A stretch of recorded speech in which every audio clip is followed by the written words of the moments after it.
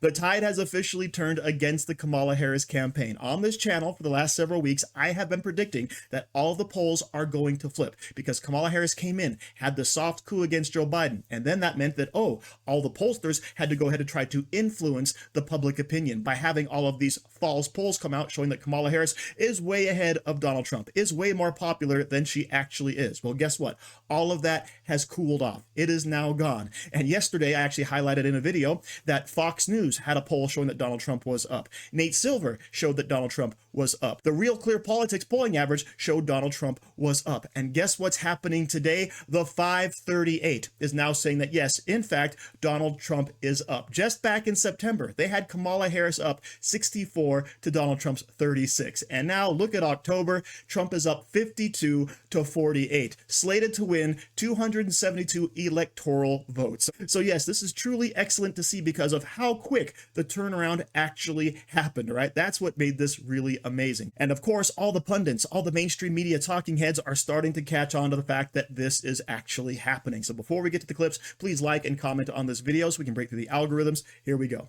If you believe that Donald Trump has somehow become less popular over time, let me change your mind about that. In fact, he is more popular at this point in the campaign than he was at this point in the 2020 campaign or the 2016 campaign. Look, he's still underwater, right, with a negative 9-point net favorability rating, but that is higher than he was in 2020 at minus 12 points when he nearly won, and it is way higher than the minus 27 net favorability back in 2016 when he did win. So I think there's this real question in Kamala Harris's mind, in the campaign's mind, why is Trump more popular now than he was at this point in 2020 and 2016? And I think that is why you're seeing the sharpening attacks, because they want to put him back down to here, or even there's no way that they're necessarily going to back down to here, but they want to make Trump more unpopular than he is right now, because he's more popular now than either point in 2020 or 2016. So this could be what they're saying with regard to Donald Trump, but could it have something also to do with what they're saying with their candidate, with Kamala Harris or something? Yeah, look, Kamala Harris is more popular than Donald Trump. But Kamala Harris had her popularity rising once, of course, she became the presumptive Democratic nominee. Look, she was at minus 15 points back on July 17th,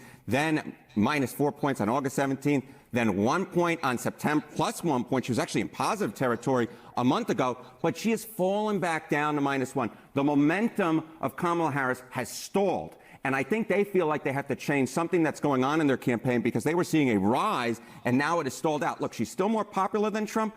But look, Joe Biden was more popular than Trump, much more, and barely won. And Hillary Clinton was more popular than Donald Trump and lost.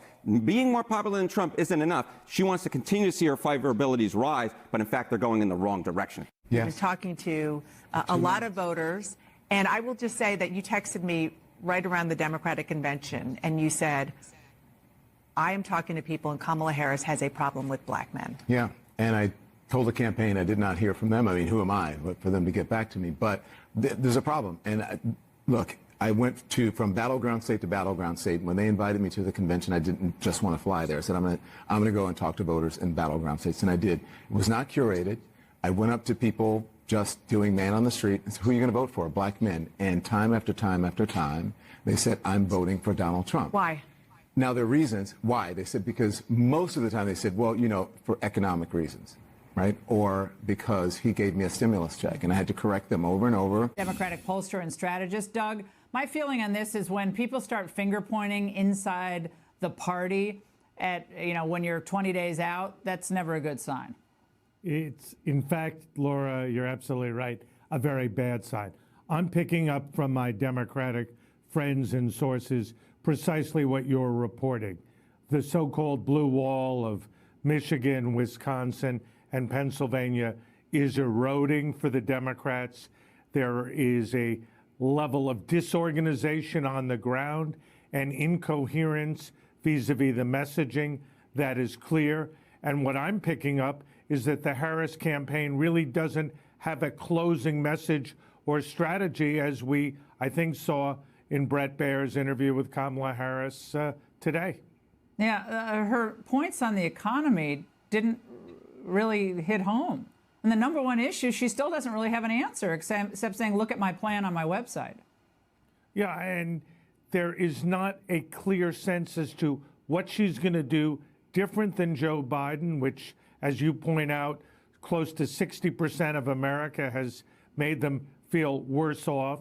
She hasn't articulated a coherent plan. And it's frankly perfectly logical that she would say different times, different circumstances, different plan. Here's what I'm doing. Here's what Trump's doing. Vote for me. She hasn't done it, and I don't have a sense, Laura, she's going to do it. Well, she only has 20 days left. I mean, people are voting in so many states across the country. Do you think this interview helped her at all, marginally, or not at all? I don't think it helped at all. I think she felt she'd reach some swing voters. But to me, the absence of clear answers, the real sense of, confusion to perfectly logical questions that Brett asked, to me, suggests that it underscored all the issues and concerns the few undecided swing voters have. Don't think it helped a bit, and it may well hurt her.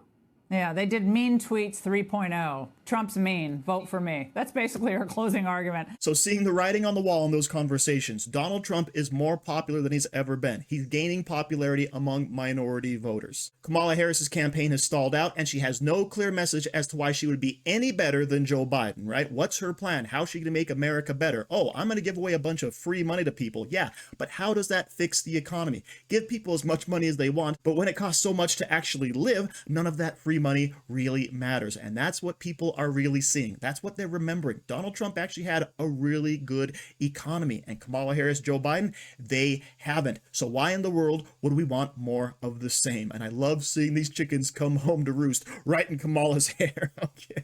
But of course, the leftist Democrats are out there thinking, how in the world can we right this ship? Let's check out what Mark Cuban has to say. Yeah, I mean, I've talked to people who said they like Trump because he's a gangster. Not a gangster, a gangsta. And I'm like, that's why you're going to vote for him? I'm like, look, the real world today, different than 4 years ago, certainly different than 8 years ago, is we're truly addicted to our social media. I mean, I've got 3 kids that 15, 18, and 21, and it's just that scroll, scroll, scroll. And for guys in particular, you start with football, you go to another sport, you see women, and then all of a sudden, you're seeing something that is aggressive. It could be an Andrew Tate, it could be whoever, and then that leads you to getting content, memes in particular, for Donald Trump. And when you see those memes repeated hundreds and hundreds of times a day, you can't expect them to all of a sudden start reading to find out if it's true, to find out the information is accurate. It's just nonstop repetition, and that influences their decision making.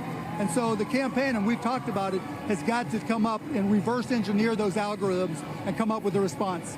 What else is Trump planning on doing, and can he articulate it? Well, to me, I think it's a great question, and it needs to be fleshed out. I think we should probably play the clip, though, of Harris from the Chicago Economic Club, do we not have it? Because she didn't show up to talk. So here's what I think. He's going to extend the tax cuts.